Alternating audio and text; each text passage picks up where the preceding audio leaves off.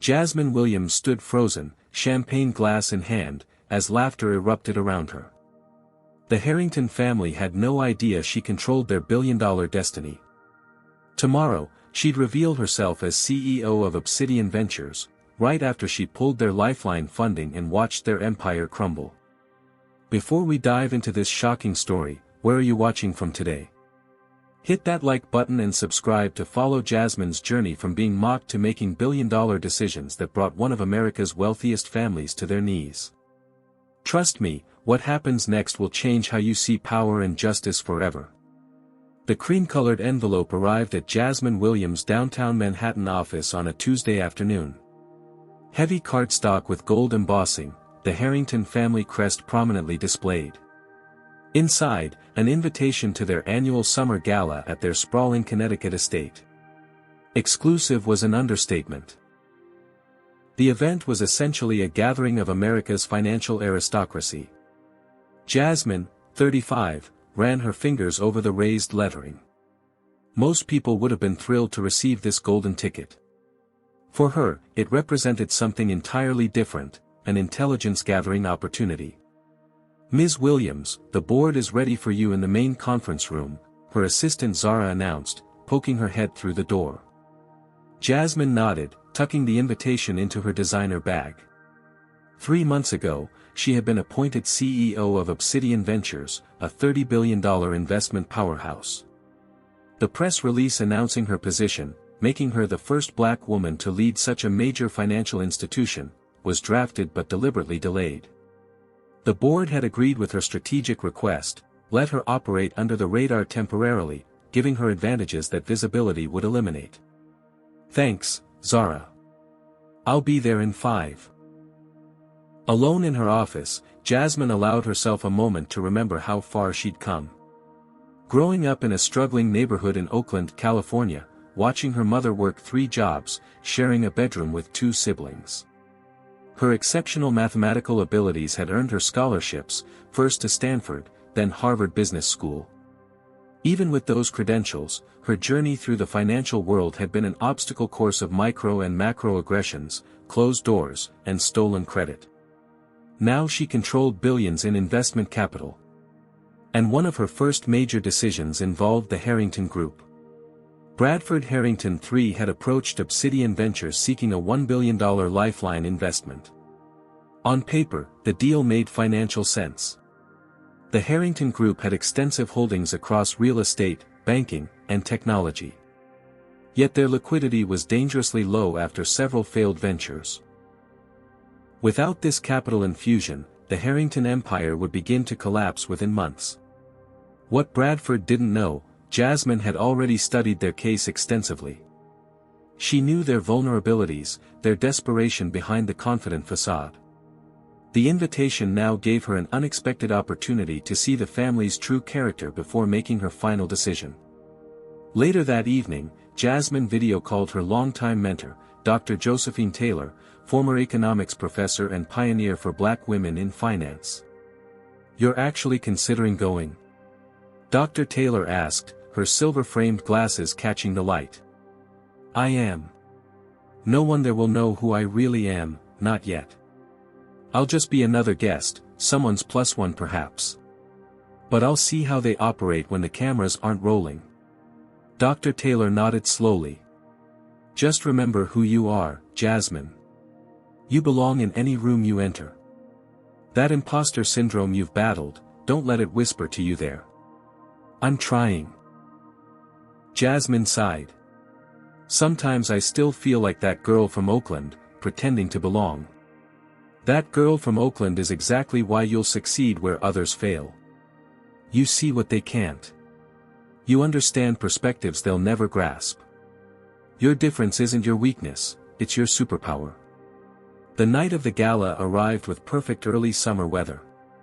Jasmine's car passed through elaborate security gates, then wound up a long drive bordered by ancient maple trees. The Harrington estate came into view, a sprawling stone mansion illuminated by strategic lighting that accentuated its imposing architecture. Stepping out of the car, Jasmine smoothed her midnight blue gown. She had chosen it carefully, elegant but understated. Nothing that would draw undue attention. Tonight she was here to observe, not be observed. As she approached the grand entrance, Jasmine took a deep breath. Among the 100+ guests, she immediately noticed she was one of only a handful of people of color. Despite her professional accomplishments and personal wealth, a familiar unease settled in her stomach. It never quite went away, that feeling of being perpetually assessed, judged by different standards. A waiter offered champagne. Jasmine accepted, using the glass partially as a prop, something to do with her hands. She moved through the crowd with practiced ease, listening more than speaking. Tonight, she wasn't Jasmine Williams, CEO of Obsidian Ventures. She was simply Jasmine Williams, financial professional, here to witness the Harringtons in their natural habitat. Crystal chandeliers cast a golden glow over the Harrington mansion's grand ballroom. Expensive perfume mingled with the scent of fresh-cut flowers arranged in towering displays.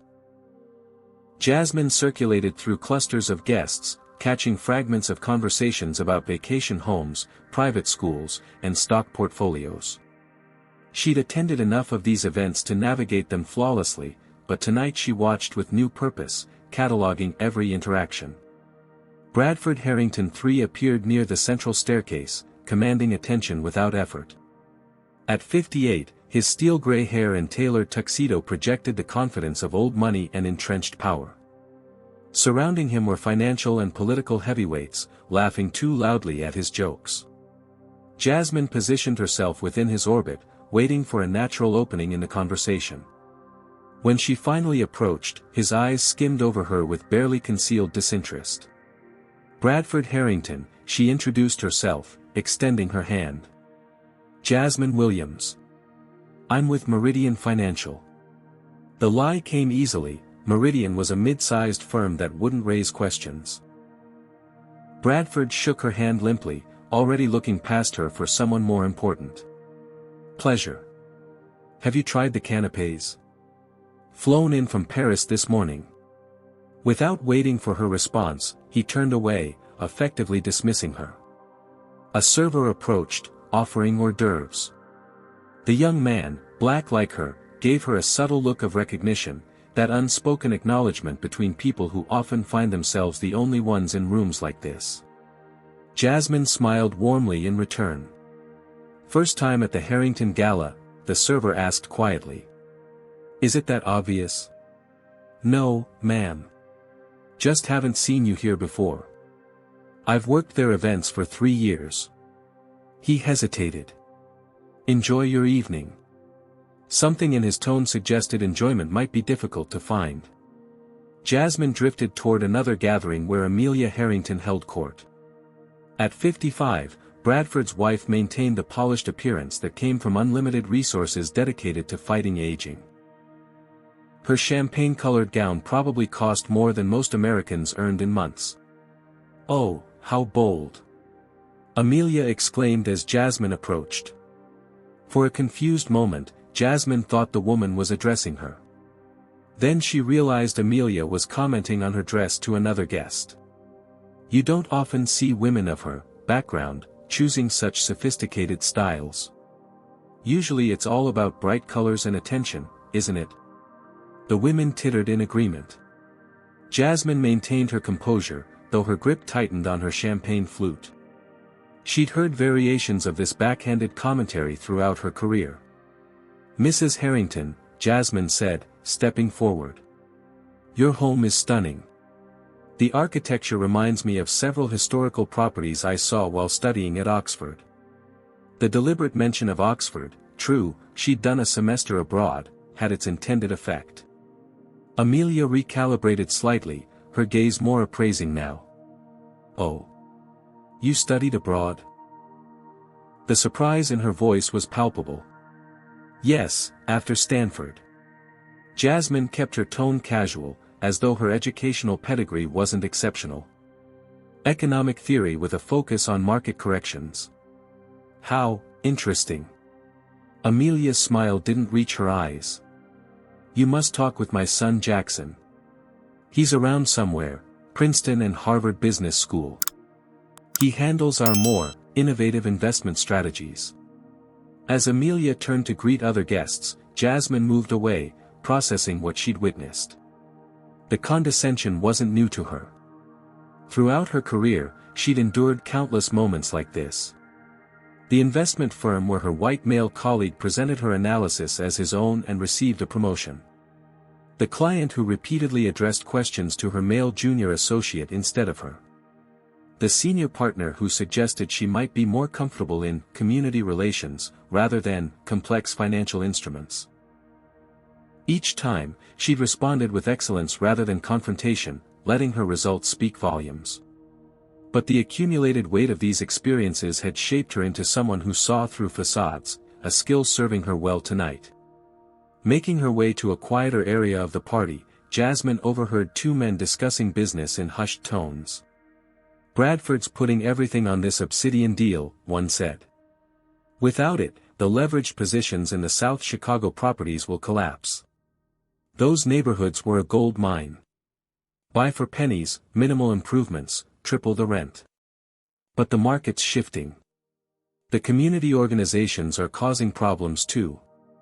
All these complaints about predatory practices and displacement.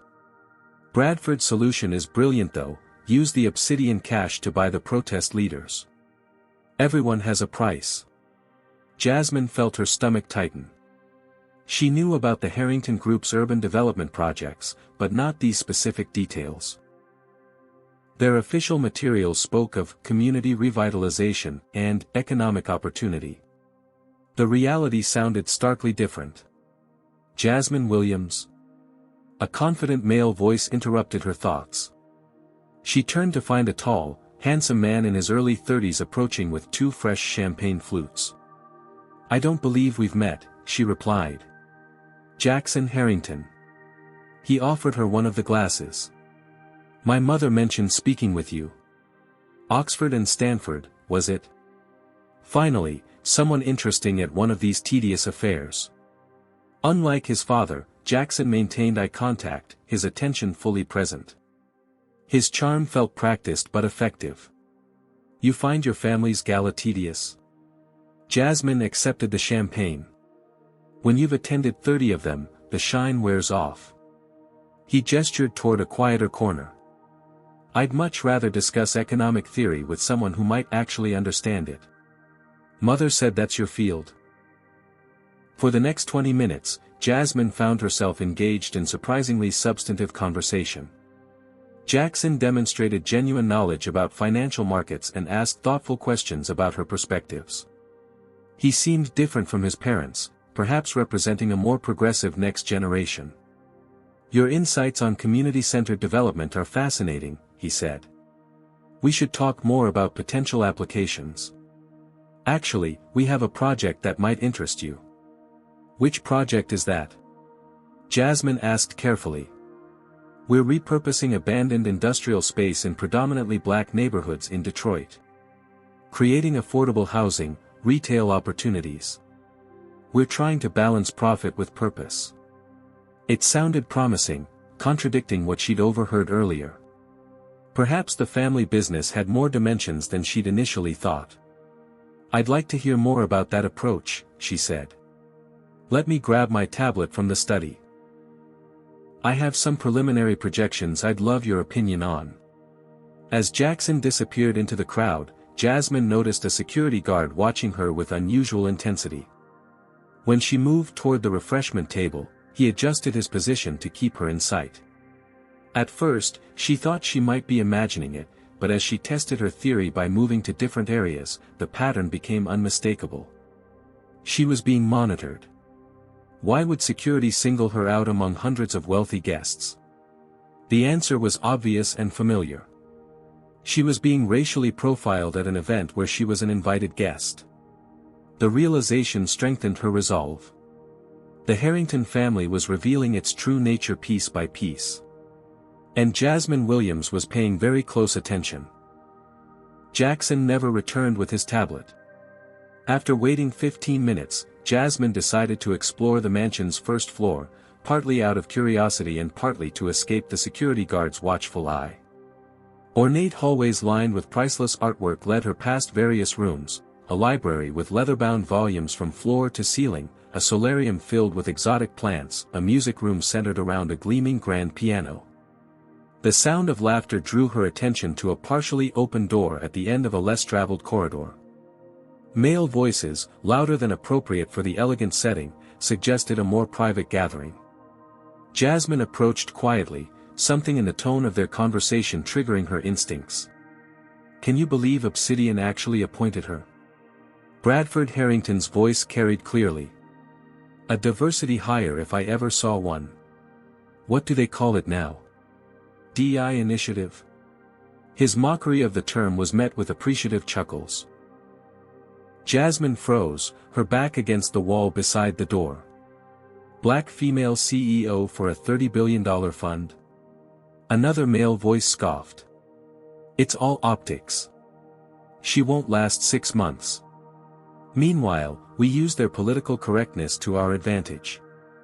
This voice belonged to Amelia. "Bradford has them convinced our urban development program deserves their investment. They're so eager to appear progressive they're not looking at the details." Jasmine's heart pounded. They were discussing her, Obsidian Ventures, and their planned deception, all without realizing she stood meters away. "I reviewed her background," Bradford continued. "Scholarship kid from Oakland. You can take the girl out of the ghetto, but you know the rest. She'll be so grateful for a seat at the table she won't scrutinize our terms too closely. Did you see that PR photo they're planning to release?" Amelia's voice dripped with disdain. "All natural hair and power suit. Like playing dress up." The cruel laughter that followed made Jasmine's skin burn. She'd heard similar comments behind closed doors throughout her career, but rarely so blatant, so unapologetic. "What about the South Side Chicago situation?" someone asked. "If she digs into those numbers." "She won't," Bradford said confidently. "We've buried those projections under layers of subsidiaries. Besides, by the time anyone asks questions, we'll have used the Obsidian billion to acquire the remaining properties. Once we control the entire neighborhood, complaints about predatory practices become irrelevant. The beauty of it," another voice added, "is using their money to displace the very communities they claim to support. Poetic justice." The door opened wider, and Jasmine quickly pretended to be examining a painting on the opposite wall. To her shock, Jackson Harrington emerged, laughing as he closed the door behind him. The look on her face when Mother commented on her dress, he said to someone still inside. Like she actually believed she belonged here. The door closed, and Jackson turned, stopping abruptly when he saw Jasmine. For a split second, surprise and something like guilt crossed his features before his practiced charm reasserted itself. "Jasmine. I was just coming to find you. Got caught up in a boring family discussion." He approached with the same winning smile he'd displayed earlier. "Still interested in those Detroit projections?" The transformation was remarkable, from the man who had just mocked her to the progressive businessman interested in her opinions. The performance was so seamless she might have doubted her ears if not for the fresh sting of the words. "Absolutely," she replied, her professional mask firmly in place. "Though I'm also curious about your Chicago developments." "South Side, was it?" A flicker of unease crossed his expression. "We have various projects.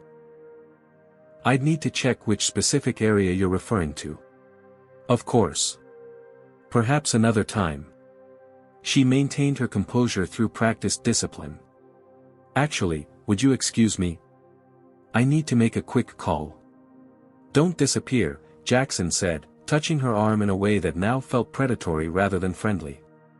"We have so much more to discuss." Jasmine nodded and walked away, focusing on her breathing. Once out of sight, she found a secluded alcove and leaned against the wall, processing what she'd just witnessed. The Harringtons weren't simply wealthy people with unconscious biases, they were actively, gleefully exploiting vulnerable communities and mocking those they saw as beneath them. Most painfully, they had specifically targeted her, diversity hire they believed they could manipulate because of her race and background. "Are you okay, ma'am?" Jasmine startled at the voice. The same server from earlier stood nearby, concern evident in his expression. "I'm fine, thank you," she said automatically. "You don't look fine, if you don't mind me saying." He glanced around to ensure they were alone. "I'm Tyler. I couldn't help noticing you seemed upset." Something in his genuine concern broke through her professional veneer. "I overheard some unpleasant conversations." Tyler nodded knowingly. The Harringtons have a reputation among staff. Especially with people who look like us. He lowered his voice. "They don't see the help as real people. The things they say when they think only servants are listening would curl your hair." "You work their events regularly?" Jasmine asked. "Trying to pay for college. Howard University, business major." Pride briefly overcame his caution. "This gig pays well, even if the environment is toxic. Mrs. Harrington called me the colored boy to my face last Christmas. Complained to my supervisor that I was too educated for good service. That's awful. It's normal here." Last month, they held a board meeting about their housing project in Bronzeville, Chicago neighborhood, mostly black.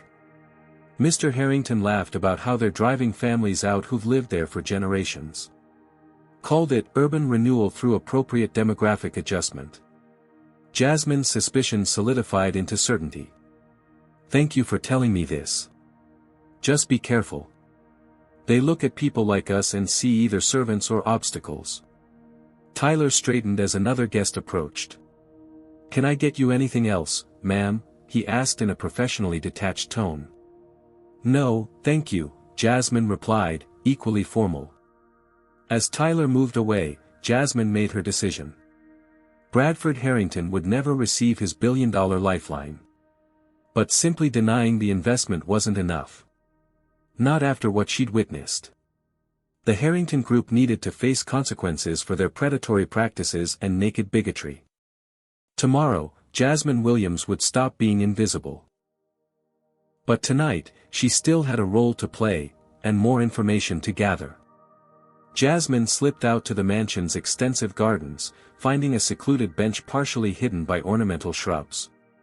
The night air cooled her flushed skin as she dialed her assistant's personal number. "Zara, it's me. Everything okay, boss? It's late. I need you to do something first thing tomorrow before the announcement. Pull every record we have on Harrington Group properties in Chicago, Detroit, and Atlanta. Especially anything involving residential developments in predominantly black neighborhoods."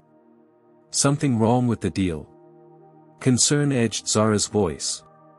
"Everything's wrong with it." Jasmine briefly explained what she'd overheard. "Those entitled, racist," Zara caught herself. "What's your plan?" "I'm still formulating it. But the Harringtons are about to learn a painful lesson about underestimating diversity hires from Oakland." After ending the call, Jasmine remained in the garden, gathering her thoughts. The situation reminded her painfully of her first job at Wellington Capital. She'd been the only black woman in the analyst program, working twice as hard for half the recognition. The managing director, Thomas Blackwell, had seemed supportive, until she overheard him telling colleagues her promotion was mandated by HR diversity requirements. The humiliation had nearly driven her from the industry. Instead, it had fueled her determination to rise to a position where such attitudes couldn't touch her. Or so she thought. The Harringtons had demonstrated that even at the pinnacle of her profession, she would still face the same bigotry, just behind more expensive doors. Do you think Jasmine should walk away from the Harrington deal quietly, or take more decisive action against their discriminatory practices? Comment number 1 if you believe she should cancel the deal and publicly expose their behavior. Comment number 2 if you think she should find a way to reform the company from within by controlling the investment terms. Like and subscribe if you're invested in seeing how Jasmine handles this billionaire family that mocked her without knowing her true power. What would you do if you discovered powerful people were mocking you behind your back while seeking your help? Let's see how Jasmine navigates this explosive situation. Jasmine knew canceling the deal would hurt Obsidian's bottom line in the short term. A billion-dollar investment would have generated significant returns. The board might question her judgment if she couldn't articulate a compelling rationale beyond the family's offensive comments. But allowing the Harringtons to use Obsidian's money to continue their predatory practices would make her complicit in the exploitation of the very communities she'd promised herself she would protect when she reached this position. Her grandmother's voice echoed in her memory. When you reach the table, don't forget who you are and who sent you. A rustling sound interrupted her thoughts. Jackson Harrington appeared on the garden path, his silhouette backlit by the mansion's lights. There you are, he called, approaching with 2 fresh drinks. I've been looking everywhere. Jasmine straightened her posture, recalibrating her approach. Before confronting the Harringtons, she needed more concrete evidence of their practices. Sorry for disappearing, she said, accepting the offered drink but not consuming it. Your garden is spectacular. One of Mother's passions. Jackson settled beside her, closer than appropriate. So, you were asking about our Chicago developments? Jasmine nodded, adopting a tone of eager interest. I've heard your family has an innovative approach to urban renewal. What's your personal involvement in those projects? The question appealed to his ego, and Jackson launched into a detailed explanation that, stripped of its euphemisms, confirmed everything she'd overheard. He described buying properties at depressed values, using zoning technicalities to evict long-term residents, and replacing affordable housing with luxury developments. The beauty is in the timing, he explained, warming to his subject. We target neighborhoods just beginning to attract interest. Buy when prices are rock bottom, change the character of the area completely, then sell to high-end developers at maximum profit. What happens to the original residents? Jasmine asked. Jackson waved dismissively. They relocate to more appropriate areas. It's actually doing them a favor, forcing economic mobility. Fascinating approach, Jasmine said, suppressing her disgust. Is this strategy documented somewhere?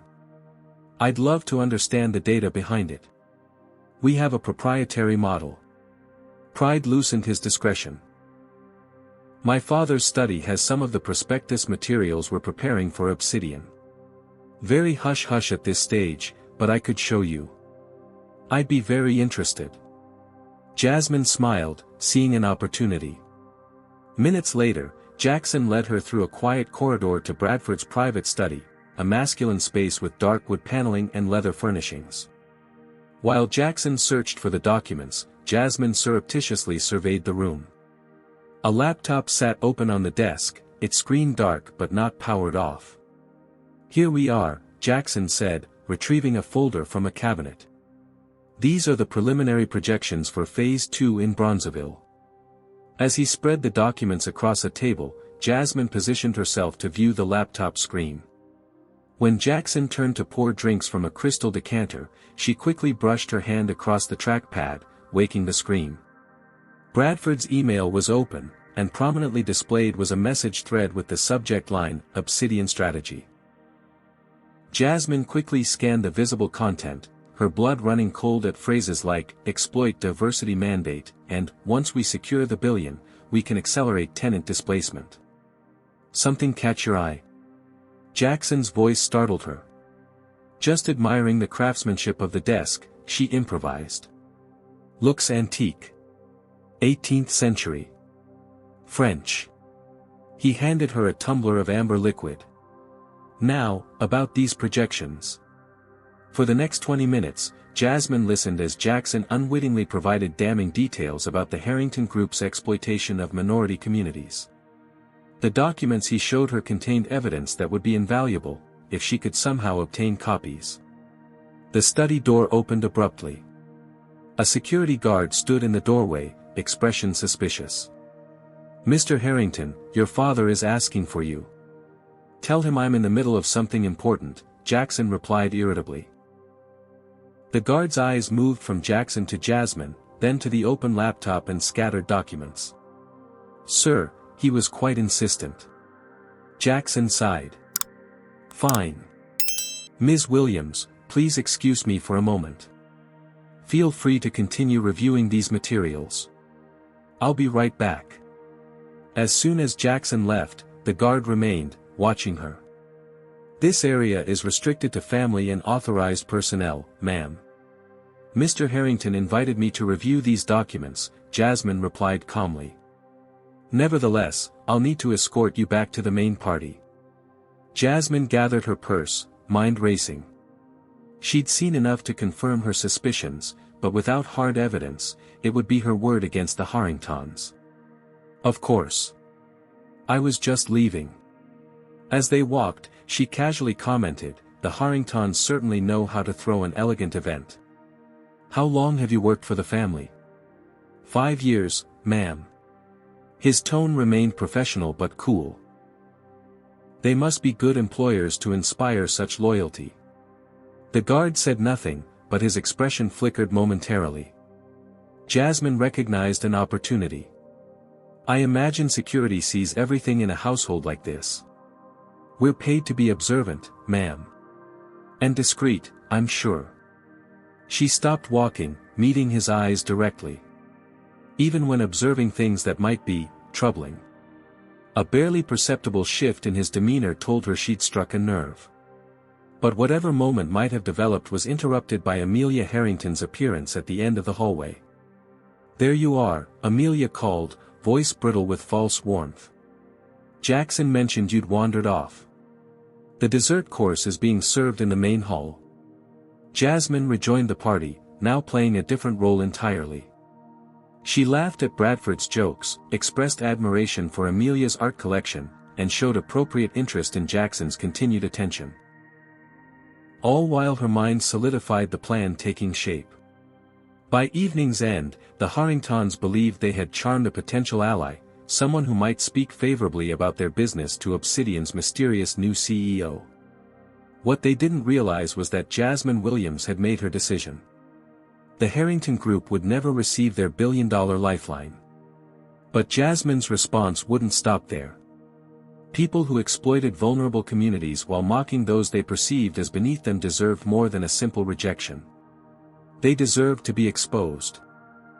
The Harrington Group headquarters occupied the top 10 floors of a gleaming skyscraper in Midtown Manhattan.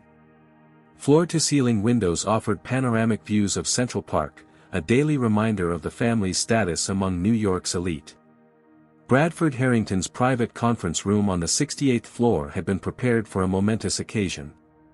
Fresh flowers adorned the table, expensive pastries and coffee awaited the Obsidian Ventures representatives, and champagne chilled in anticipation of celebrating the billion-dollar deal that would save the Harrington empire. Bradford stood at the head of the table, flanked by his son Jackson and Chief Financial Officer Philip Reynolds. Board members and senior executives filled the remaining seats, all men in nearly identical suits, all sharing the same expectant expression. "Obsidian's representatives should arrive momentarily," Bradford announced. "When they do, let me handle the preliminaries. This deal is delicate. They're bringing their new CEO to finalize terms." "Any intelligence on this new CEO?" asked board member Robert Lancaster. "She's kept a remarkably low profile since the appointment." Bradford smirked. "Diversity initiative. First black female CEO of a major investment firm. They're keeping it quiet until they can maximize the PR value." "Qualifications?" another board member inquired. "Harvard Business School, solid track record at smaller firms. But we all know why she got the position." Bradford's tone conveyed his dismissal. "The important thing is she's bringing our $1 billion. We can manage her expectations once the papers are signed." A knock at the door interrupted them. Bradford straightened his Italian silk tie and nodded to his assistant to admit the visitors. Jasmine Williams entered first, followed by Zara and 3 members of Obsidian's legal team. She wore a perfectly tailored white suit that contrasted sharply with the dark standard attire of the men in the room. Her natural hair was styled in an elegant updo, and she carried herself with unmistakable authority. Bradford moved forward, hand extended. "Welcome to Harrington Group. I'm Bradford Harrington, and we're delighted to host Obsidian's team today. We're eager to meet your new CEO when she arrives." Jasmine took his hand, her grip firm. "Bradford, we've actually already met. Last night, at your lovely home." Confusion flickered across his features. "I'm sorry, I don't recall." "You wouldn't. You were too busy discussing canapés and looking past me for someone more important." Jasmine's smile remained professional but had gained an edge. "Jasmine Williams, CEO of Obsidian Ventures." The blood drained from Bradford's face as realization dawned. Around the table, confused glances were exchanged. "But, you said you were with Meridian Financial," he stammered. A necessary deception to observe the Harrington family in their natural habitat before committing $1 billion of our investors' money. Jasmine moved to the head of the table, effectively displacing Bradford from his position of authority. "Please, everyone take your seats. We have much to discuss." Bradford recovered quickly, forcing a laugh. "Well, this is unexpected but refreshing. A bit of corporate espionage, I can appreciate the strategy. Shall we proceed with the agreement?" "Actually, Mr. Harrington, I have some concerns I'd like to address first." Jasmine nodded to Zara, who distributed folders to everyone present. "These contain specific questions about your development projects in Chicago, Detroit, and Atlanta." Jackson shifted uncomfortably. "Those materials weren't meant for preliminary review. They're still in development. And yet they contain remarkably detailed strategies for displacing minority residents and exploiting zoning loopholes to maximize profit at the expense of vulnerable communities." Jasmine's voice remained steady as she opened her folder. "Page 16 specifically outlines how you plan to use Obsidian's investment to accelerate what you call demographic adjustment in historically black neighborhoods." The room fell silent. "Ms. Williams," Bradford began, his tone conciliatory, "business sometimes requires direct language when discussing market realities. I assure you, these documents don't reflect the company's values or intentions." "Don't they?" Jasmine looked directly at him. "Because they align perfectly with comments I overheard at your gala. About urban renewal through appropriate demographic adjustment. About using our money to displace the very communities we support. About the new CEO of Obsidian being a diversity hire, who wouldn't scrutinize your terms too closely." Amelia Harrington, who had entered quietly during this exchange, gasped. "There must be some misunderstanding. Whatever you think you heard was perfectly clear, Mrs. Harrington. As was your commentary about my appearance, my background, and your surprise that someone like me could possibly have attended Oxford." Jackson stepped forward. "Jasmine, we had a connection last night. You know I don't share those outdated views. Whatever you overheard was taken out of context. Was it out of context when you left the study to tell your mother how amusing it was that I believed I belonged at your party? Before returning to charm me into revealing business insights?" Jasmine's gaze was unwavering. "Your performance was impressive, Jackson. Almost as impressive as your strategy for forcing economic mobility on people whose communities you're destroying." Bradford's demeanor shifted from conciliatory to threatening. "Ms. Williams, you've made a serious miscalculation. Obsidian's board approved this investment based on financial projections. Your personal feelings about comments you may or may not have overheard don't override fiduciary responsibility."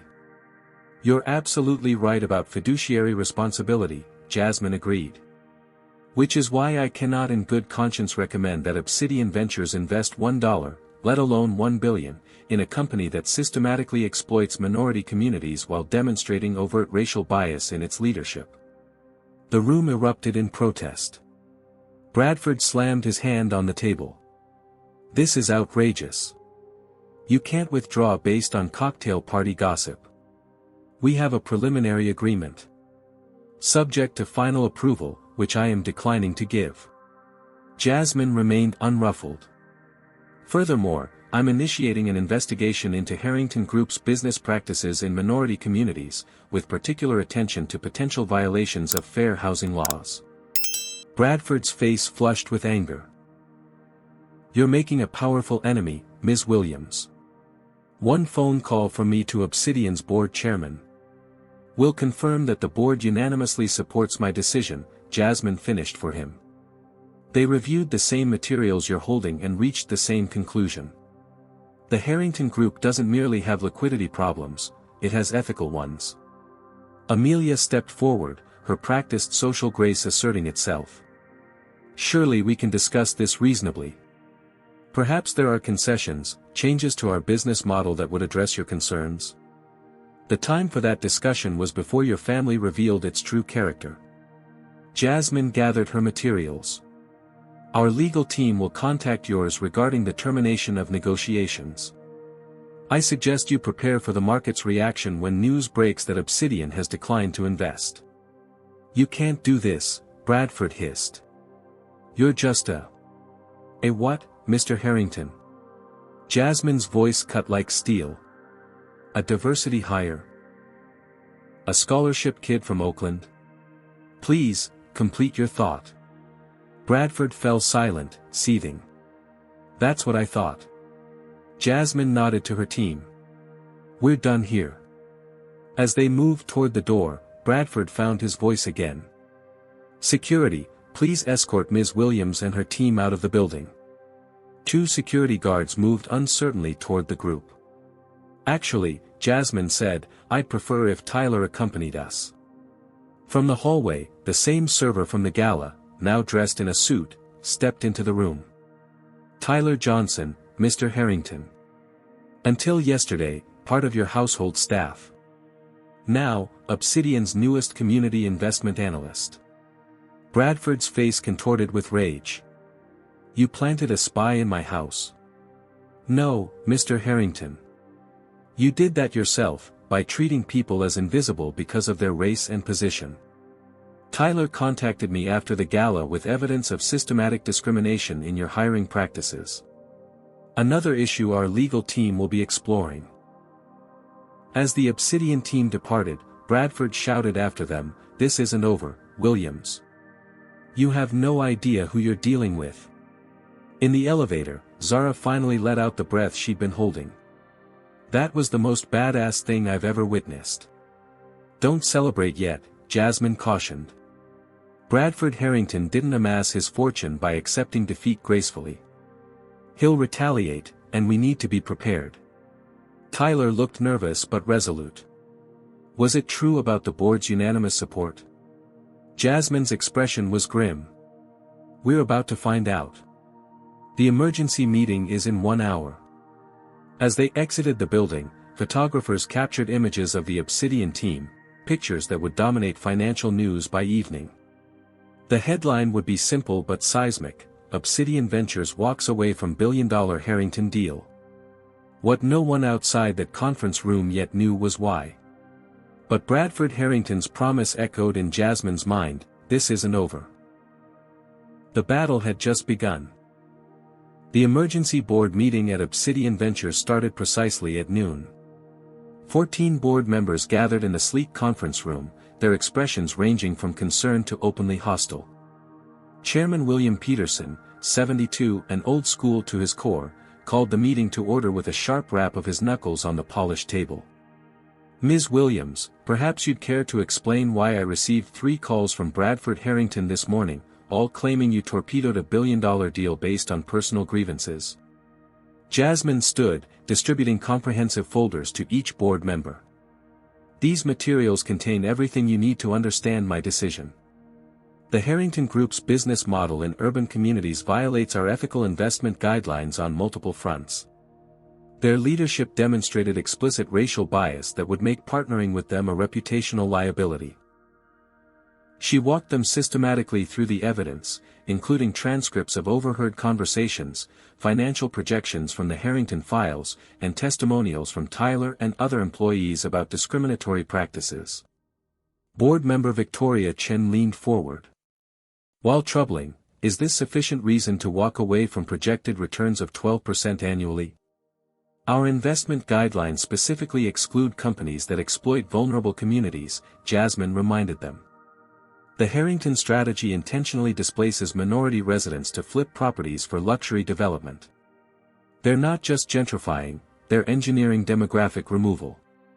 That's business, argued Richard Blackwell, the board's most conservative member. Distasteful perhaps, but hardly unusual in real estate development. If we're willing to ignore our ethical guidelines when returns are attractive enough, then they aren't guidelines at all, they're just marketing. Jasmine's voice remained steady. Beyond the ethical concerns, the Harringtons' liquidity crisis is worse than they disclosed. Their over-leveraged positions in Chicago would likely trigger defaults within 18 months, compromising our investment. For 2 hours, Jasmine fielded increasingly pointed questions. By meeting's end, the board voted 8-6 to support her decision, with Chairman Peterson adding the decisive vote in her favor. Your financial assessment is sound, he conceded grudgingly. But this confrontational approach has made an enemy of one of New York's most powerful families. The repercussions may exceed your expectations. He wasn't wrong. By the next morning, the first salvos in the Harrington counterattack had been fired. The Wall Street Journal ran a profile questioning whether Jasmine's appointment represented qualification or quotas, highlighting her unconventional background, while minimizing her academic and professional achievements. CNBC featured analysis suggesting the canceled deal reflected emotional rather than strategic decision-making. Bradford Harrington appeared on Bloomberg, expressing concern about Obsidian's new direction under inexperienced leadership and suggesting institutional investors carefully evaluate whether their assets are being managed with appropriate financial discipline. Jasmine weathered these public attacks stoically, but the private ones proved more disturbing. Anonymous texts began arriving on her personal phone, "Back to Oakland where you belong. Affirmative action has consequences. You picked the wrong family to cross." When Zara entered her office looking pale, Jasmine knew something worse had happened. The Parkside Community Development Fund is pulling their $200 million. Their official reason is strategic realignment, but my contact says Bradford Harrington had lunch with their chairman yesterday. Jasmine absorbed this blow without visible reaction. Who else is vulnerable to Harrington influence? I've identified 4 major institutional investors with board members connected to Bradford. Together they represent nearly $1 billion in managed assets. The implications were clear. Bradford wasn't just attacking Jasmine personally, he was attempting to trigger a run on Obsidian's managed funds, creating the very financial crisis he had accused her of causing through emotional decision-making. That evening, Jasmine received a call from Dr. Josephine Taylor, her mentor. "The vultures are circling, Jasmine. Bradford's people are contacting everyone in finance with the same narrative, that you're unqualified and unstable. Do you think they're right?" Jasmine asked quietly. "Did I let personal feelings cloud my judgment? Absolutely not. The Harrington business model is exploitative and racist. But Bradford has spent decades building his influence network. He can make problems for you that have nothing to do with the merits of your decision." As if confirming this assessment, Jasmine's phone pinged with a news alert. Questions arise about Obsidian CEO's past, sources allege irregularities in Williams' early career. The article insinuated she had falsified portions of her resume regarding her early work at Wellington Capital. The accusations were vague but damaging, designed to create doubt about her integrity. "They're trying to destroy my credibility," Jasmine told Dr. Taylor. But how did they manufacture these allegations so quickly? Bradford collects leverage on everyone he deals with. He's had researchers digging into your background since Obsidian became involved with Harrington Group. Dr. Taylor sighed heavily. "There's something else you should know. Your grandmother's nursing home in Oakland, Bradford Harrington's real estate subsidiary, acquired the property last year." Jasmine felt her blood run cold. "Are you saying he could affect her care?" "I'm saying be careful. Bradford fights dirty and considers family fair game. That night, alone in her apartment overlooking Central Park, Jasmine faced her darkest moment of doubt. She'd grown up watching her mother work multiple jobs after her father's death, sacrificing everything to give her children opportunities. Her grandmother had been the family's emotional anchor, teaching Jasmine that integrity mattered more than money, that standing up for what's right carried costs worth bearing. Now her decision to confront the Harringtons threatened not just her own career but potentially her grandmother's well-being. For a moment, the weight seemed unbearable. Her phone rang. Tyler Johnson. Ms. Williams, I'm sorry to call so late, but something happened. I was followed home from work by Harrington security. They told me to reconsider my statement about workplace discrimination if I want to continue my education undisturbed. Jasmine's doubt crystallized into resolve. The Harringtons weren't just attacking her, they were threatening a young man whose only crime was telling the truth about their behavior. Tyler, I'm so sorry. We'll arrange security for you immediately. That's not why I called, he said, surprising her. I called because other Harrington employees saw what happened. 3 have contacted me wanting to share their experiences. 1 has documentation about the Chicago displacement strategy that makes what we already have look mild. A plan began forming in Jasmine's mind. The Harringtons had power, but they also had vulnerabilities, particularly their need to maintain a benevolent public image while conducting predatory business. Tyler, tell them we'll protect their identities, provide legal support, and ensure they're financially secure if they face retaliation. It's time to show Bradford Harrington that intimidation cuts both ways. The next morning, Jasmine convened an emergency strategy session with Zara and Obsidian's communications team. If Bradford wanted war, she would give him one, but on terms he wasn't expecting. As they finalized their approach, Chairman Peterson appeared in her doorway. 3 more institutional investors are making noise about withdrawing funds, he announced without preamble.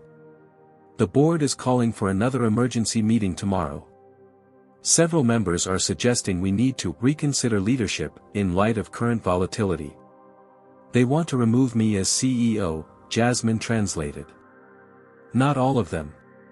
But enough to make tomorrow difficult. His expression was unreadable. Bradford Harrington called me directly. He suggested Obsidian's problems would disappear if we installed more experienced leadership. Jasmine met his gaze steadily. And what did you tell him? That Obsidian Ventures doesn't respond to threats.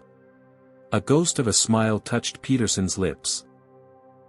But you should know, if the board votes tomorrow, I can't guarantee the outcome.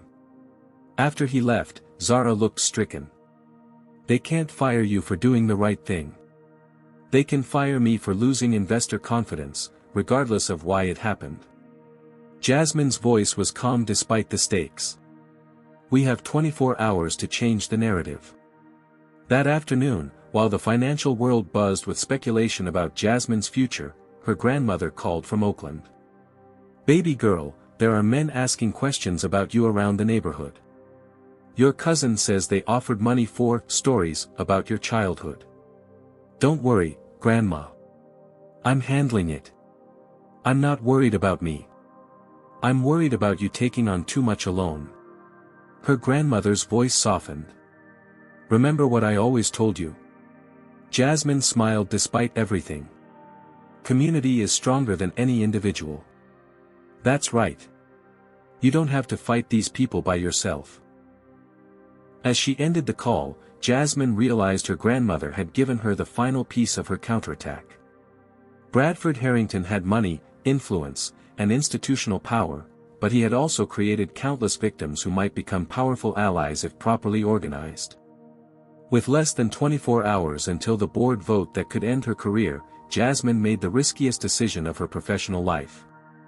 Instead of playing defense against the Harringtons' attacks, she would shine a spotlight on exactly what they were trying to hide. At 5 a.m., Jasmine's strategy team gathered in Obsidian's main conference room.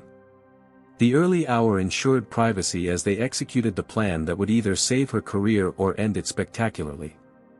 The exclusive goes to Vanessa Jordan at the Financial Times, Jasmine instructed. She's respected, thorough, and won't sensationalize. We give her everything, the Harrington documents on minority displacement, the testimonials, the recordings. Recordings? Zara questioned. Jasmine smiled tightly. Tyler was wearing a recording device during his confrontation with Harrington security. 2 other former employees provided recordings of Bradford and Jackson discussing their demographic adjustment strategies.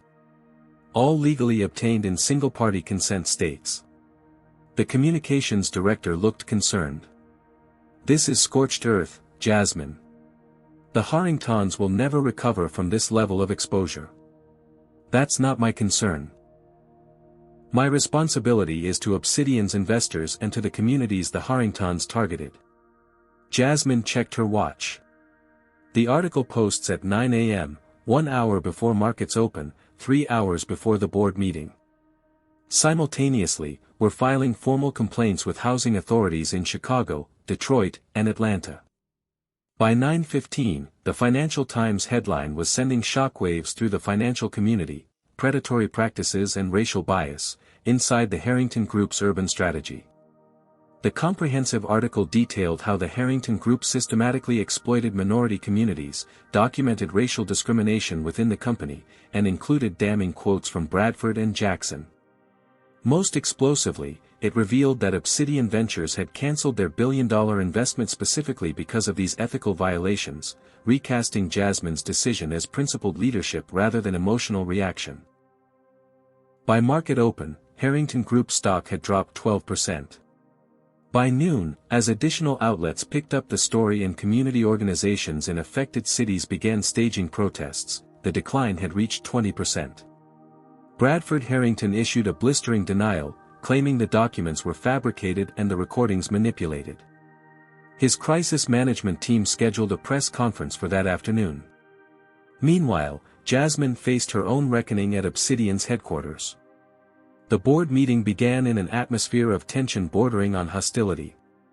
Chairman Peterson opened bluntly, "Ms. Williams, in light of recent revelations, this board must determine whether your leadership continues to serve Obsidian's interests."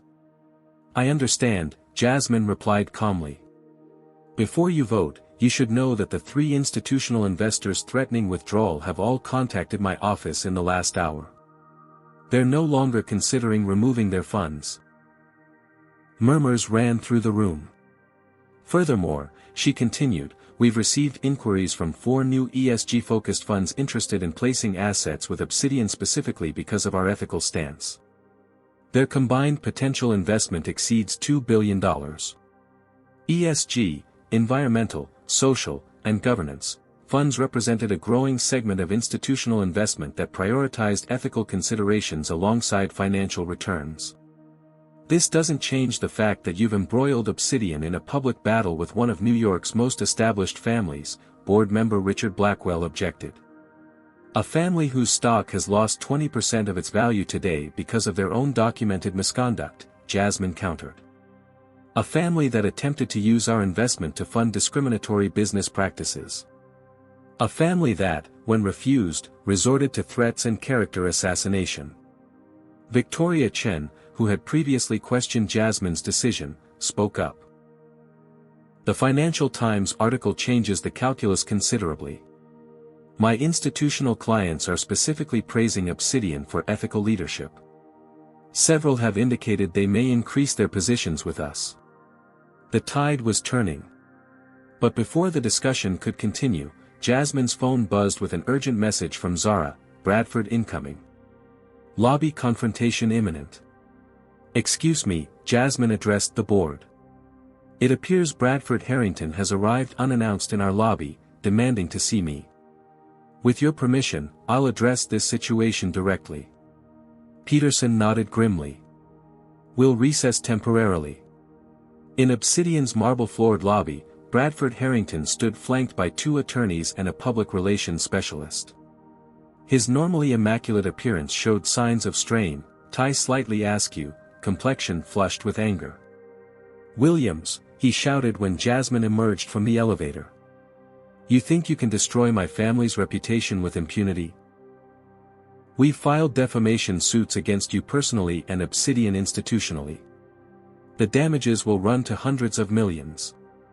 Security personnel moved toward Bradford, but Jasmine waved them back. Your legal threats don't concern me, Mr. Harrington. Everything published is documented and true. You manipulated those documents. Those recordings were taken out of context. Bradford's composure was cracking publicly for perhaps the first time in his career. This personal vendetta because of some perceived slight at a social gathering. This isn't about your mockery of me, though that revealed your character, Jasmine interrupted. This is about your systematic exploitation of vulnerable communities. This is about your documented pattern of discrimination.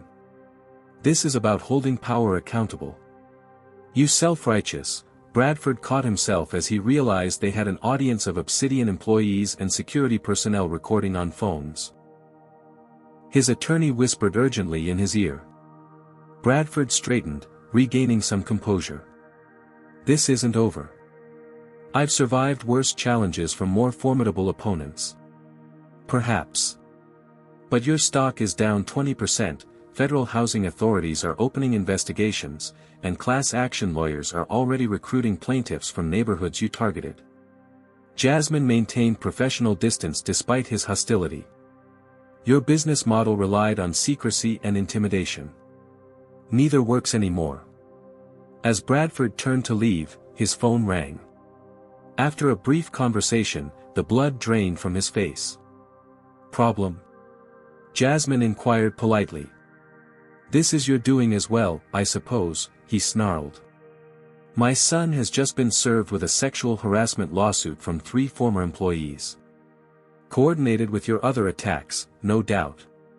Jasmine was genuinely surprised. I had nothing to do with that, though it doesn't shock me given what I observed of Jackson's character. When you build a culture of exploitation, it rarely limits itself to one form. After Bradford stormed out, Jasmine returned to the boardroom where members had been watching the confrontation on security feeds. The atmosphere had shifted dramatically. Well, Chairman Peterson said dryly, that was illuminating. The vote to retain Jasmine as CEO passed 12-2. As the board members filtered out, Peterson remained behind. Bradford Harrington doesn't forget perceived slights, and he's never lost a battle like this. Watch your back. I'm counting on his retaliation, Jasmine replied. Every move he makes now will be scrutinized by media, regulators, and the public. His usual tactics will only dig his hole deeper. Peterson studied her with new respect. You've changed the game. Obsidian has never taken this kind of ethical stand before. It's overdue in our industry, Jasmine said. Financial power without moral responsibility has created too many Harrington groups. That evening, as Jasmine worked late in her office, a text arrived from an unknown number. Check your email. Important. In her inbox was an anonymous message containing a video file. The thumbnail showed Bradford Harrington in what appeared to be his office. With trepidation, Jasmine clicked play. Bradford and Jackson Harrington appeared in frame, along with 2 men Jasmine didn't recognize. The timestamp showed the video was recorded that afternoon, after the Financial Times story broke. The Williams problem needs to disappear, Bradford was saying. I don't care what it costs or what it takes. Find something, manufacture something, or create leverage we can use. Nobody humiliates our family without consequences. Sir, one of the men cautioned, given current scrutiny, traditional approaches carry significant risk. I'm not interested in your concerns about risk, Bradford snapped. I want options on my desk tomorrow for dealing with her permanently. The video ended abruptly. Jasmine sat motionless, processing the implications. The Harringtons weren't just fighting back, they were potentially planning something that crossed the line from business retaliation to personal danger. More disturbing was the question of who had recorded and sent this video. An ally inside the Harrington organization? Or someone setting a trap? Before she could analyze further, another text arrived. Bradford acquired your grandmother's nursing home through Shell Company last week. Planning to increase fees by 300% or evict. Moving tomorrow. Jasmine's blood ran cold. Using business tactics against her was expected, threatening her elderly grandmother was another level entirely. For the first time since this conflict began, she felt genuine fear, not for herself, but for those she loved who might become collateral damage. She immediately called her mother in Oakland. "I need you to move Grandma tonight. Don't tell anyone where you're going." "Jasmine, what's happening?" Her mother's voice was alarmed. "I'll explain everything, but right now I need you to trust me. I'll arrange for a private medical transport and security. Don't take anything from the nursing home staff, not even medication. I'll have replacements waiting." After making arrangements, Jasmine faced a crucial decision. The video and threat against her grandmother suggested the Harringtons were escalating beyond business tactics to personal vendettas. If true, she needed protection, not just for herself but for everyone connected to her. She called Zara. "Contact legal. We're filing for emergency restraining orders against Bradford and Jackson Harrington based on threats and intimidation. Then contact Tyler and the other former employees, make sure they have security tonight." "You think they'd actually hurt people?" Zara sounded shocked. "I think Bradford Harrington is facing the collapse of everything he values: wealth, status, reputation. People become unpredictable when their identities are threatened." Jasmine stared at the frozen image of Bradford on her screen. "And I think he blames me personally for all of it." As midnight approached, Jasmine received confirmation that her grandmother had been safely relocated to a private facility under security protection. One immediate threat neutralized. But the larger battle was clearly just beginning. The Harringtons had decades of power, extensive resources, and a network of allies willing to help them fight. Against that, Jasmine had truth, principles, and growing public support. The question was whether those would be enough to withstand what was coming. 3 days after the Financial Times expose, Jasmine addressed a hastily assembled press conference at Obsidian headquarters. Cameras flashed as she approached the podium, her white suit a stark contrast to the gravity of the moment. "Good morning. I've called this briefing to address disturbing developments in what began as a straightforward business decision but has escalated into something far more serious." The room fell silent as Jasmine detailed the threats against her grandmother, Tyler, and other former Harrington employees. She played portions of the video showing Bradford Harrington instructing subordinates to deal with her permanently, careful to note that the recording had come from an anonymous source and its authenticity was being verified. "While I cannot prove the Harrington family is behind these coordinated intimidation efforts, the pattern is clear and concerning. Accordingly, I have filed for restraining orders and notified appropriate authorities." A reporter from the Wall Street Journal raised his hand. "Ms. Williams, Bradford Harrington has characterized your actions as a personal vendetta stemming from comments at a social gathering. How do you respond?" "This was never about personal offense," Jasmine replied.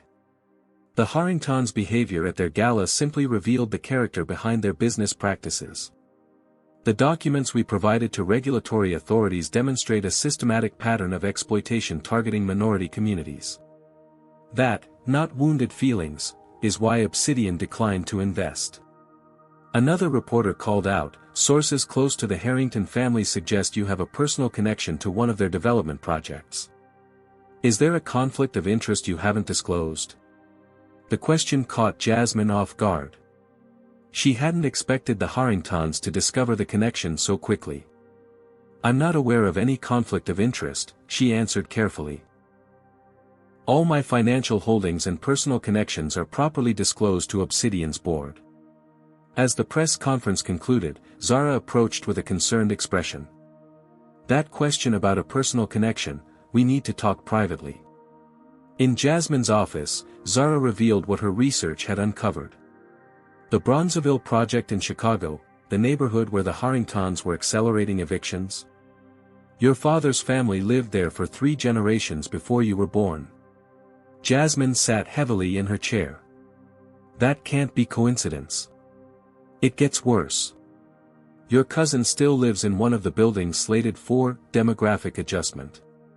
The Harringtons are claiming you hid this connection to pursue a personal agenda using Obsidian's resources. This revelation struck Jasmine like a physical blow. She had lost her father at age 7, her memories of his side of the family and their Chicago connections were fragmented at best. Her mother had rarely spoken about her late husband's background after they relocated to Oakland. "I had no idea," she whispered. "But they found it. They're spinning it as your secret motivation," Zara confirmed. "Claiming you weaponized Obsidian against them over a family property dispute." The allegations complicated everything. Even though Jasmine hadn't known about the connection, the appearance of conflict could undermine her credibility and give the board reason to question her judgment. That afternoon, Dr. Josephine Taylor arrived at Obsidian unannounced. Her expression was grave as she entered Jasmine's office. "We need to talk about Bronzeville." "I swear I didn't know about my family's connection," Jasmine began. "I believe you," Dr. Taylor interrupted. "But there's something else you don't know. Something I should have told you years ago." She placed an old photograph on Jasmine's desk, a black family standing proudly in front of a small brick building. "This was my family's business in Bronzeville. Williams and Taylor Pharmacy, founded by my grandfather and your great-uncle in 1938. One of the first black-owned businesses in the neighborhood." Jasmine stared at the faded image, connecting dots she hadn't known existed. "You and my father were related?" "Second cousins. When he died and your mother moved you to Oakland, I kept track of your progress from afar. When you applied to the scholarship program I chaired at Stanford, I recused myself from the decision, but I wasn't surprised when you earned it on merit. Why didn't you ever tell me? Your mother wanted a clean break from Chicago after your father died. There were complicated circumstances. And later, when I became your mentor, I wanted your achievements to be yours alone, not influenced by family connections." Jasmine struggled to process this revelation. "What happened to the pharmacy?" Dr. Taylor's expression hardened. "Predatory lending happened. Redlining happened. The same patterns the Harringtons are perpetuating today destroyed black wealth in Bronzeville decades ago. My family lost everything, including my parents' home, where I grew up. And now the Harringtons are using our connection to discredit me." "Yes. But there's more." Dr. Taylor reached into her bag and withdrew a sealed envelope. "This arrived at my home this morning. No return address. Inside was a USB drive and a handwritten note, for Jasmine Williams. The complete Harrington files. Use wisely." With trepidation, Jasmine inserted the drive into her computer. It contained hundreds of documents spanning decades, internal memos, financial records, emails, all meticulously organized and indexed. "This is everything," she breathed, scrolling through files. Their entire history of discriminatory practices, dating back to Bradford's father. Evidence of bribing officials, manipulating zoning boards, targeting minority neighborhoods specifically because of reduced political resistance. "Keep scrolling," Dr. Taylor instructed. Jasmine opened a folder labeled Williams Project. Inside were photos of her mother, her grandmother, surveillance going back years. Notes on her career progression, psychological profiles prepared by consultants, strategies for undermining her credibility if she ever became problematic. "They've been watching me long before Obsidian considered investing with them," Jasmine realized. "But why?" "Because of me," Dr. Taylor said quietly.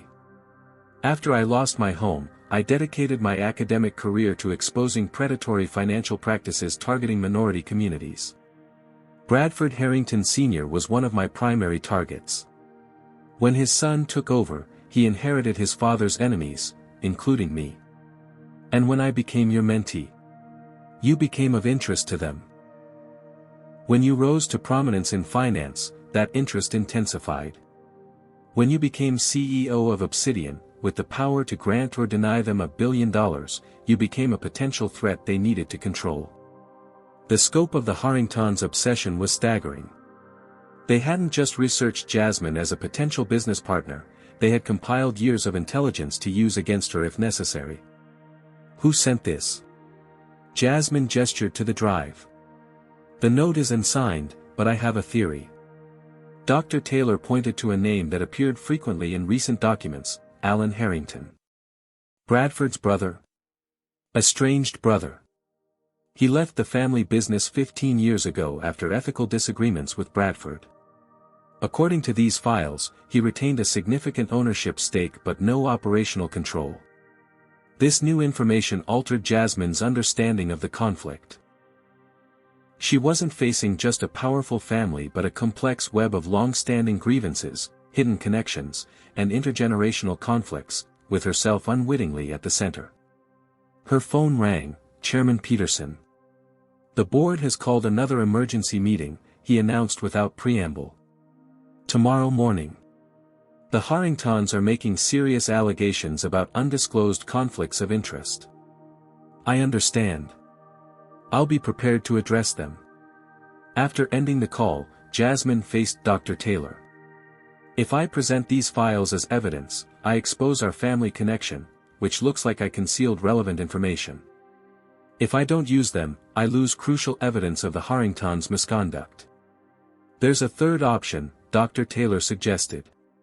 Stop trying to fight this alone. That evening, Jasmine made the most difficult decision of her career. Instead of preparing a defensive strategy for the board meeting, she invited journalists from major outlets to her apartment. Present were representatives from the New York Times, Washington Post, Chicago Tribune, and several prominent financial publications. Thank you for coming on such short notice, Jasmine began. What I'm about to share will change how you understand the conflict between Obsidian Ventures and the Harrington Group. For the next hour, she revealed everything, including her previously unknown family connection to Bronzeville and Dr. Taylor's history with the Harrington family. I didn't know about these connections when I declined the billion-dollar investment, she emphasized. But even if I had known, it wouldn't have changed the fundamental truth. The Harrington business model systematically exploits minority communities through predatory practices. She shared selected documents from the USB drive, being careful to protect her anonymous source. The journalists' questions were probing but respectful as they recognized the significance of what she was revealing. By coming forward voluntarily with this information, I hope to demonstrate that transparency and ethical leadership remain my priorities, even when they require personal vulnerability. As the journalists departed with what would become front-page stories the next day, Jasmine received a text from an unknown number, "Park bench across from your building. 10 minutes. Come alone." Against Zara's strenuous objections, Jasmine went downstairs. Security cameras covered the area, and she remained in public view as she approached the bench where a middle-aged man sat feeding pigeons. "Ms. Williams," he said without looking up. "I'm Alan Harrington." "I suspected it might be you," she replied, sitting beside him. "Thank you for the files." "Don't thank me yet. Bradford knows someone leaked them. He'll assume it was me." Alan tossed another handful of breadcrumbs to the gathering birds. "He's always been ruthless, but lately he's become something worse, desperate. The methods he's considering now go beyond business tactics." "Why help me? Why now?" "Because 30 years ago, I made the wrong choice.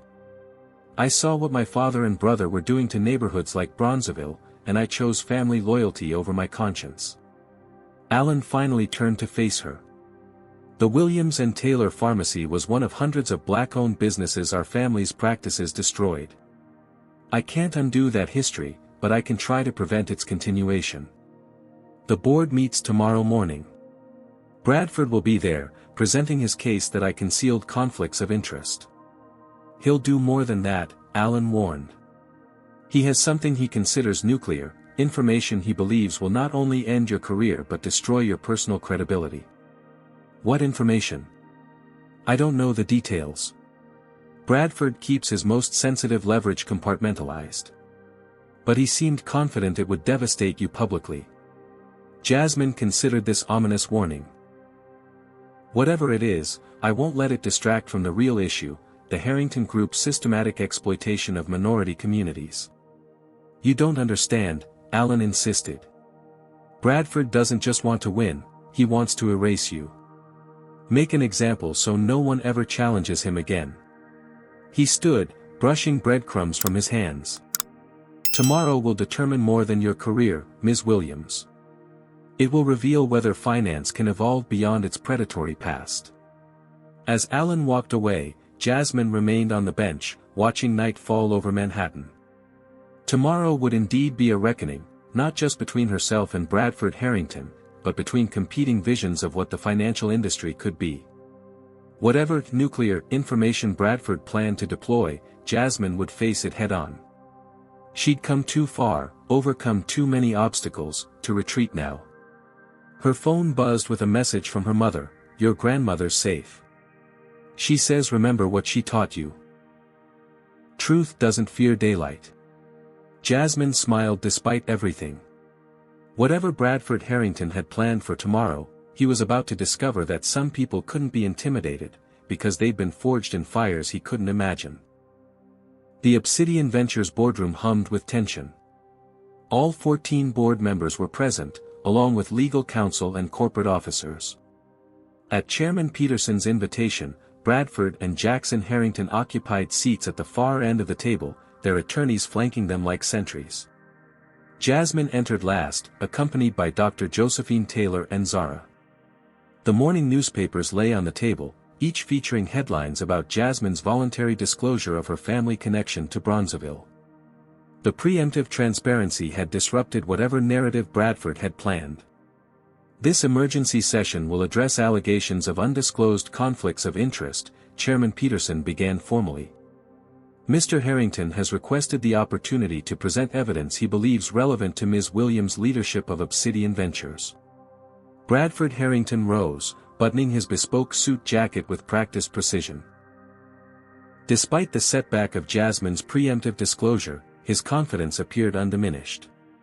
"Board members, what you've witnessed over the past week is an unprecedented attack on a respected financial institution by your CEO, motivated not by sound business judgment but by personal vendettas and hidden agendas." He gestured to his attorney, who distributed folders to each board member. "These documents establish beyond question that Jasmine Williams has abused her position to pursue a family grievance against Harrington Group, concealing her personal connection to our Chicago developments until forced to acknowledge it." Board member Victoria Chen glanced through the materials. "Ms. Williams disclosed this connection voluntarily to the press yesterday, Mr. Harrington." "Only after learning we had discovered it," Bradford countered smoothly.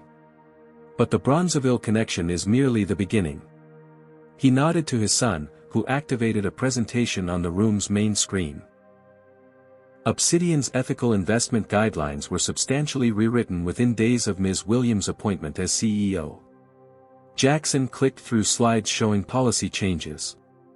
Specifically altered to create barriers to the exact type of urban development in which Harrington Group specializes. Richard Blackwell frowned. "Is this accurate, Ms. Williams?" "The timing is accurate," Jasmine acknowledged. "The policy updates were initiated by my predecessor and approved by this board unanimously. I implemented changes you had already endorsed." Bradford dismissed this explanation with a wave. "Convenient timing. But there's more." His expression shifted to something resembling regret. "I take no pleasure in what I must reveal next." Jasmine tensed, recognizing the theatrical pause of someone about to deploy what Alan had called nuclear information. "Jasmine Williams has misrepresented her background throughout her career," Bradford announced gravely. "Her inspiring story of rising from poverty through merit and determination is largely fabricated." Murmurs ran through the boardroom. These documents, he held up another folder, prove that contrary to her public narrative of growing up in struggling circumstances in Oakland, Ms. Williams' mother received substantial financial support following her father's death, including private school tuition, housing allowances, and trust fund distributions. Bradford fixed Jasmine with a triumphant stare. "In short, While positioning herself as someone who understands disadvantaged communities through lived experience, Ms. Williams actually enjoyed privileged upbringing funded by family money. The boardroom fell silent. Several members looked to Jasmine, clearly expecting denial or defense. Instead, she smiled. "Thank you, Mr. Harrington, for making my point more effectively than I ever could." Confusion flickered across Bradford's face. "You've spent extraordinary resources investigating my family history, surveillance, private investigators, financial forensics, all to discredit me personally rather than addressing the documented evidence of your company's predatory practices." Jasmine stood, commanding the room's attention. "But in your eagerness to find my vulnerability, you've overlooked a crucial detail. The family money you've identified? It came from Dr. Josephine Taylor." She gestured to her mentor, who nodded confirmation. "After my father died and the Williams and Taylor pharmacy was lost, due to exactly the kind of predatory practices your family perfected, Dr. Taylor supported us privately. She created opportunities my mother could never have afforded otherwise." Dr. Taylor spoke up. "Bradford's father destroyed my family's business and home. I couldn't restore what was lost, but I could ensure William's daughter wouldn't suffer the full consequences of that predation."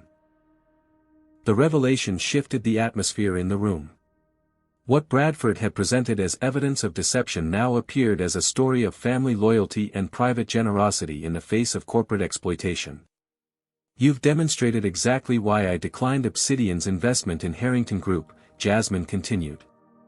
"When faced with ethical challenges to your business model, you don't address the substance, you attack the messenger.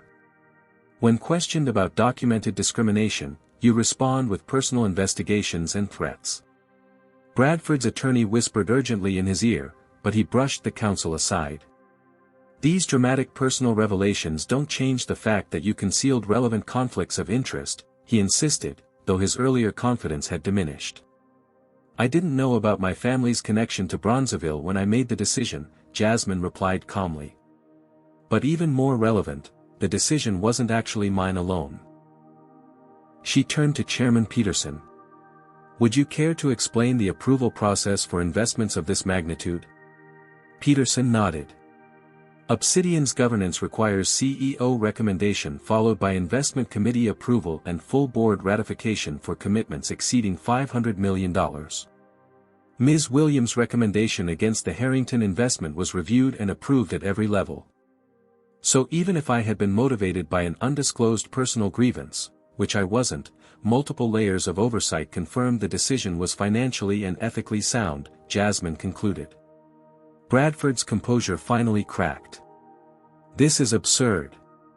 You've orchestrated a coordinated attack on my family's reputation based on selective evidence and mischaracterizations. Would you like to discuss the complete evidence?" Jasmine asked, reaching for her briefcase. "I have the full Harrington files documenting decades of discriminatory practices, including your father's targeting of black-owned businesses in Chicago." The color drained from Bradford's face. "Where did you get those files?" "From someone who could no longer reconcile family loyalty with moral conscience." Jasmine met his gaze steadily. "Someone who believes the financial industry should build communities rather than exploit them." Bradford turned to Jackson, who appeared equally stunned. In that moment of shocked silence, the boardroom door opened. A woman in a federal agent's jacket entered, followed by two colleagues. "Bradford Harrington. Jackson Harrington." She displayed her credentials. "I'm Special Agent Diana Rivers with the FBI's Financial Crimes Division. We have warrants to search Harrington Group offices and to seize specific documents relating to real estate transactions in Chicago, Detroit, and Atlanta." Bradford's attorney immediately intervened. "My clients have no comment and will cooperate fully. This meeting is over."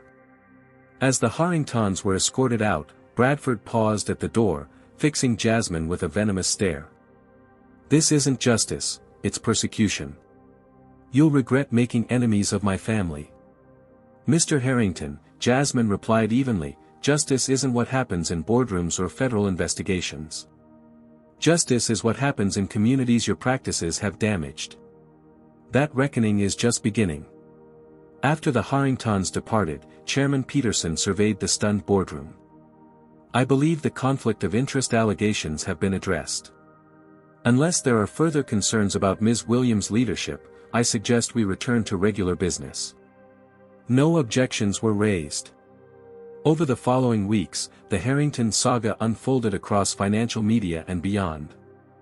Federal investigators uncovered extensive evidence of discriminatory lending, bribery of local officials, and tax fraud. Bradford and Jackson were indicted on multiple charges. Harrington Group stock lost 60% of its value as institutional investors fled. Meanwhile, Jasmine launched Obsidian's Community Restoration Initiative, a $2 billion commitment to invest in minority neighborhoods previously targeted by predatory developers. The first project, revitalizing Bronzeville with community-owned businesses and affordable housing. Tyler Johnson was appointed to lead a scholarship program for students from affected communities pursuing finance and business degrees.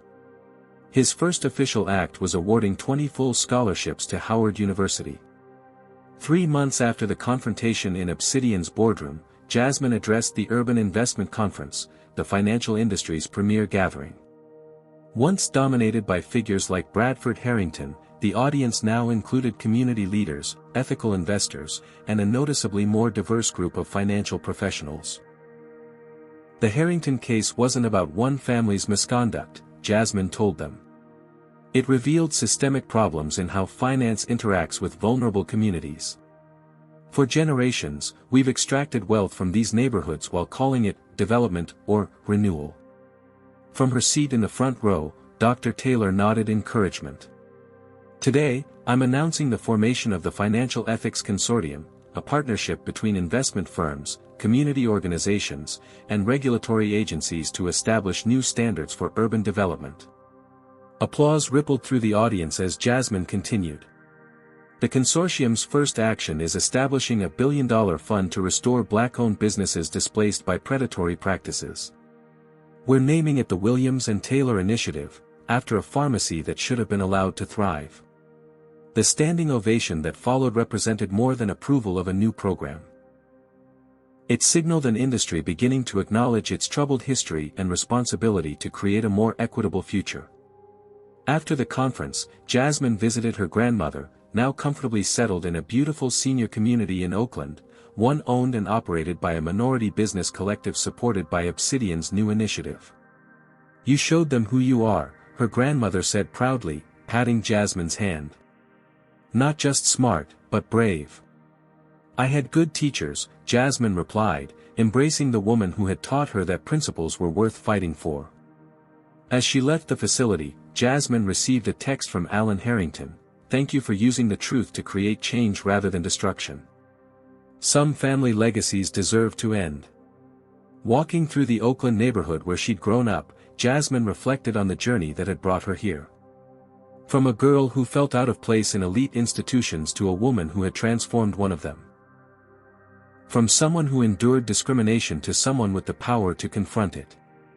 The Harrington conflict had nearly cost her everything. Instead, it had created an opportunity to address long-standing injustices and reimagine what the financial industry could become. The true victory wasn't bringing down a powerful family that had mocked her. The victory was creating something better in place of what they had represented, a system that recognized the humanity and potential of communities too long treated as nothing more than opportunities for exploitation. As evening fell over Oakland, Jasmine called Zara. Let's get back to work, she said. We've got communities to build. What would you do if you discovered you had the power to change a broken system? Would you have the courage to stand up against powerful people who underestimated you? If this story inspired you, please like, subscribe, and share it with someone who needs to be reminded of their own power to make change. Comment below with a time you stood up against discrimination or injustice. Your story matters too. Thank you for joining me on this journey of justice and transformation.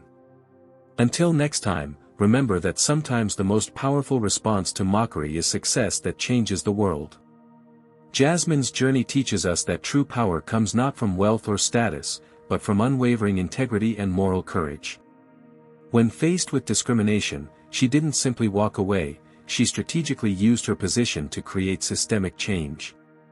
The story reminds us that microaggressions and blatant racism often mask deeper systemic exploitation that must be addressed at its roots.